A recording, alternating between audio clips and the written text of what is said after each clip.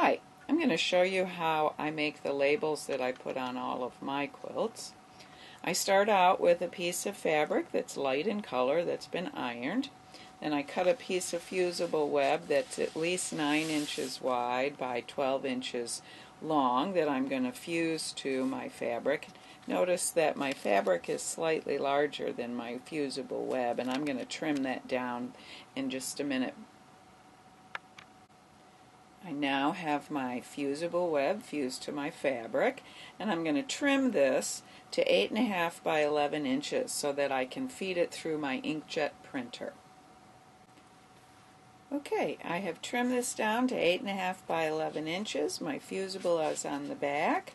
I've made sure that my edges are nice and clean and crisp, and now I can feed this through my inkjet printer and print my label on it. Here's my printer tray. I've trimmed my fabric with the fusible so it's slightly less than 8.5 inches wide, and I have mine so that it's facing fabric side down because that's how my printer feeds. You're going to have to figure out how your printer feeds to have this work for you. And now I'm going to run it through my printer.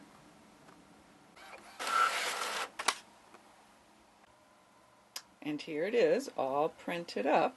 You can see that I have a little logo on mine, and I have some information besides my name, address, and phone number. I can even make those really, really tiny. Here's one that I've made very, very small that I'm going to put on the backs of some of my small pieces.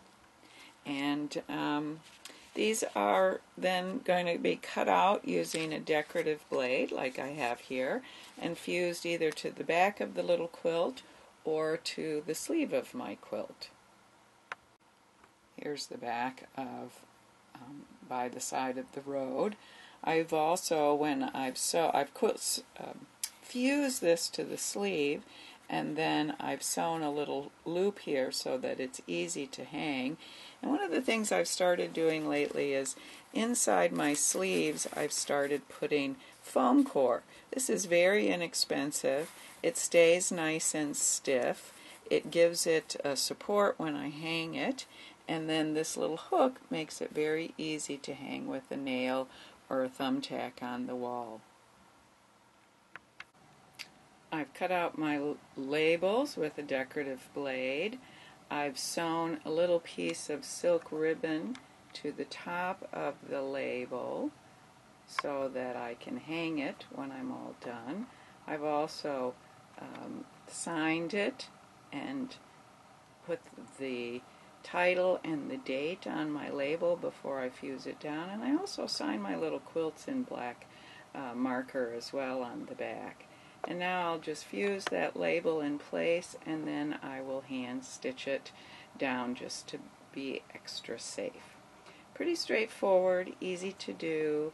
I keep a template in Word that has all of the information that I want to have on my label in it, so all I have to do is bring up that template when I'm ready to use it, and I'm good to go.